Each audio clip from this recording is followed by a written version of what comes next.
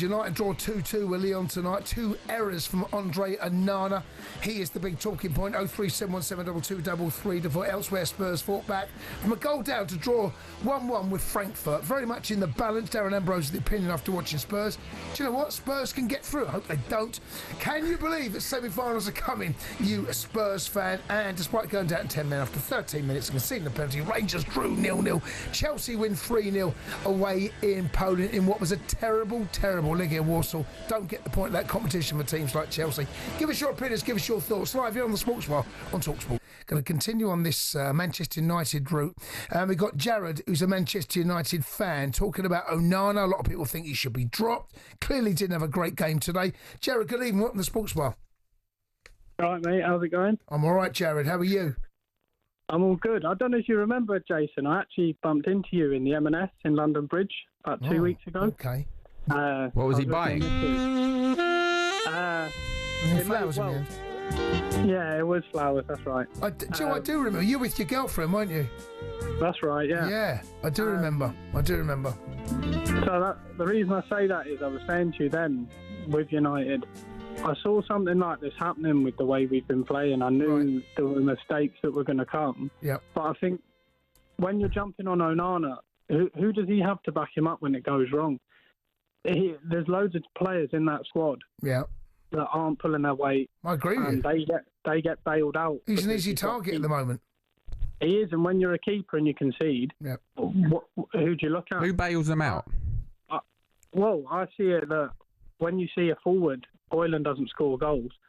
If you've got someone like Bruno that's getting him out of trouble by scoring, he's out the spotlight a bit. I know he's still in the media a lot at the moment. People don't want him there, but it's all over the pitch. But I know people are saying, I'd sell Onana, but the truth is we'd probably sell a whole team other than maybe Bruno, Mainu, maybe Mazraoui. You'd sell everyone, so that's not realistic. I think Onana's got good experience. He's played a good level. He's not the sole problem, is he? You're going to have bad games. Loads of them have been bad for, as you've said, the last few seasons. Yep. What are you supposed to do if he has one bad game? We saw it with De Gea in the Europa League a few years ago. He had some terrible blunders that ended up losing us big games. Maybe that's what led to him getting sold. I don't know, but I think you need to hold on to him for whilst you can and try and get behind him. Jared, it is more than one bad game, though, isn't it? It is, absolutely. It is more than one bad game. Unfortunately, if you're a goalkeeper, as Jay said, you make a mistake, it's inevitably going to be a goal. And that's the harsh reality of it. But, I mean, as you was playing football, you never had more than one bad game.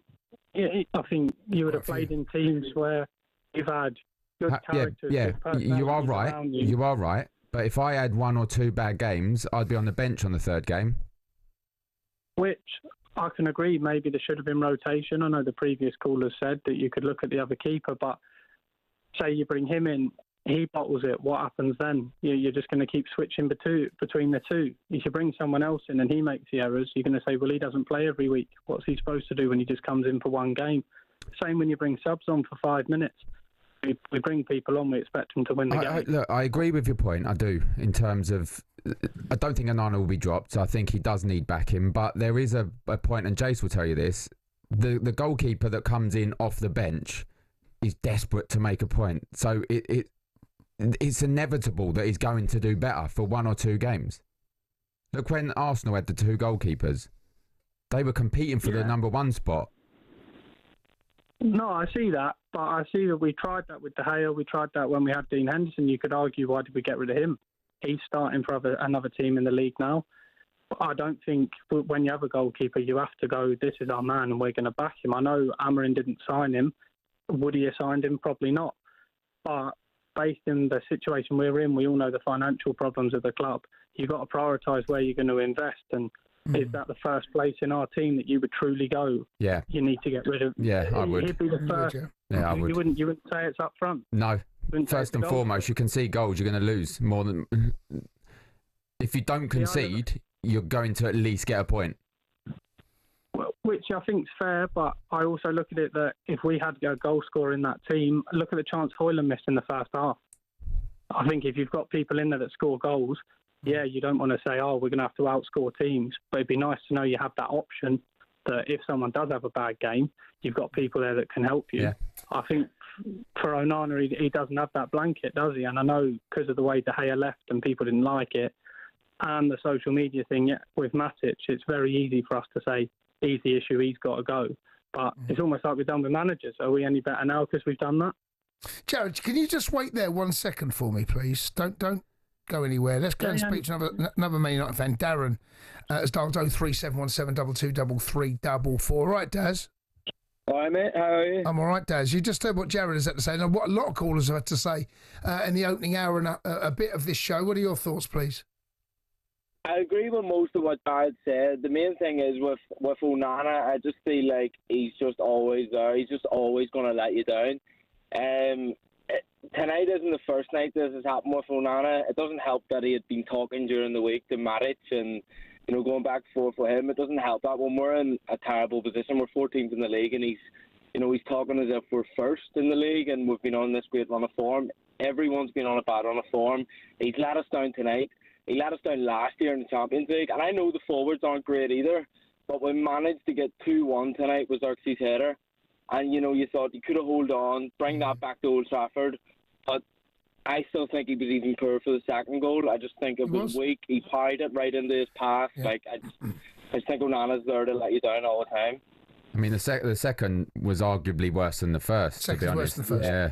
The first one, you can almost make an argument to say that I've seen those goals go in, and they're ugly from the goalkeeper and defensive point of view, but you're waiting for the touch, and the bounce kills you. He should deal. I personally don't think United actually played, that bad tonight. I know we weren't great, but I thought United were decent. I thought Garnacho he's hit and miss now and again, but I thought we were decent. But when you get that 2-1, you think there's only 5-6 minutes left. You think you can hang on, and I just feel like you know what shocked me. You know what shocked me, Darren, is none of the defenders were following it in at all. Now look, Onana is basic, it's bog standard goalkeeper, and he should hold on to it.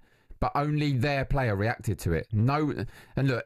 Yeah. I've been in teams where the goalie's been in a lack of form and the defenders know that. And what Jared was saying there, that no one's there to back the goalkeeper up. I think the defence let him down a little bit in the 95th minute. They didn't react to the error where the forward did. Speak to the broader issue.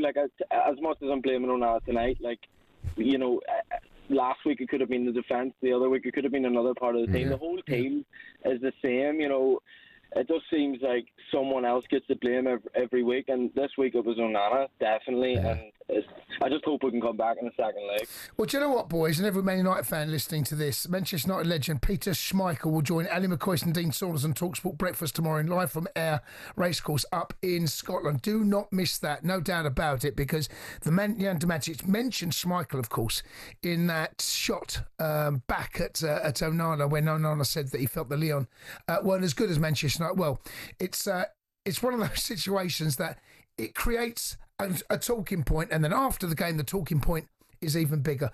The Sports Bar with Jamie O'Hara and Jason Cundy. Monday to Thursday nights from 10 on AM, on DAB, via the talkSPORT app and on your smart speaker. talkSPORT.